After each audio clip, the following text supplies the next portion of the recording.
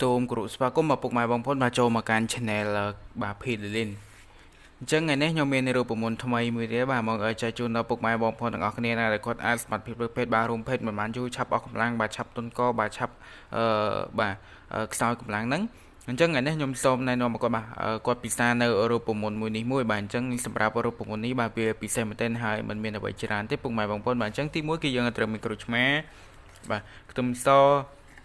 ខ្ទឹមក្រហមហើយនឹងខ្ញីបាទជាចុងក្រោយគឺទឹកឃ្មុំអញ្ចឹងសម្រាប់រូបមន្តបាទភេសជ្ជៈធម្មជាតិបើកម្លាំងសម្រាប់លើភេទរបស់យើងមានតែប៉ុណ្្នឹងទេបាទអញ្ចឹងឥឡូវយើងទៅទស្សនាពីរបៀបបាទធ្វើរូបមន្តនេះទាំងអស់គ្នាបាទអញ្ចឹងឥឡូវពុកម៉ែបងប្អូនបាទយើងធ្វើការកោសខ្ទឹមសមុនទៅបាទ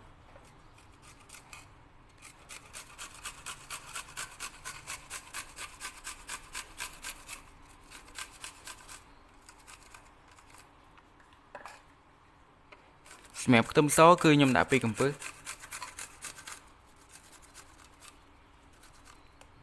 បាទនេះខ្ញី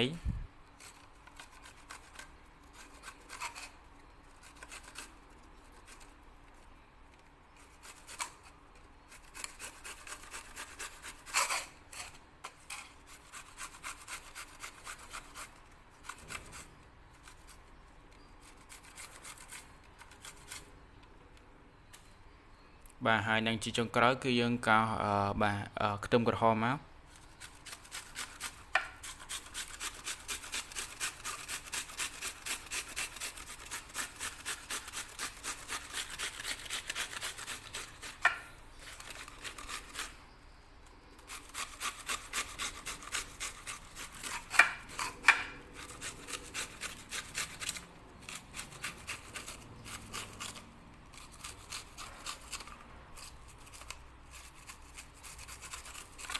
បាទយើងកោសវាអស់បែបហ្នឹងមកហើយយើងគូសវាមកបាទព្រោះថាវាជាប់ជាមួយនឹងប្រដាប់កោសរបស់យើងហ្នឹងអញ្ចឹងយើងធ្វើការបាទកូរបន្តិចទៅយើងកូរក៏បានមិនកូរក៏បានបាទហើយយើងចាក់ជាមួយនឹងទឹកក្តៅ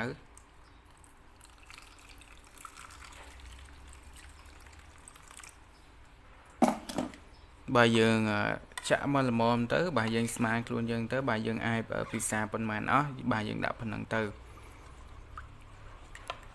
ហើយយើងកូរបន្តិចមកហើយយើងទុកវារយៈពេល5នាទីទៅ15នាទីបាទអញ្ចឹងយើងធ្វើការរងចាំវាទៅបាទអញ្ចឹងយើងធ្វើការត្រង់វាទៅពុកម៉ែបងប្អូន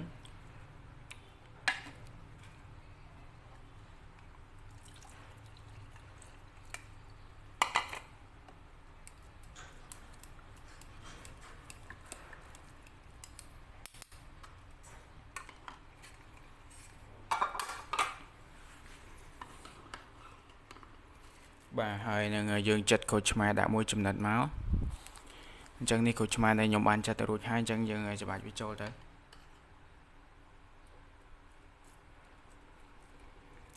សម្រាប់ក្រូចឆ្មាពុកម៉ែបងប្អូនអាចដាក់ច្រើនជាងខ្ញុំបានបើចូលចិត្តជូរបាទខ្ញុំអត់ចូលចិត្តជូរទេ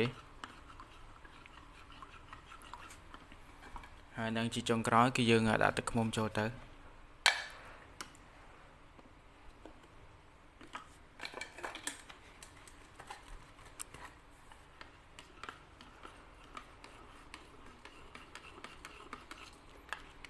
អញ្ចឹងគឺយើងអាចពិសាបានហើយបើយើងពិសាមុនពេលចូលគេងមួយរយៈពេល30នាទីទៅ40នាទី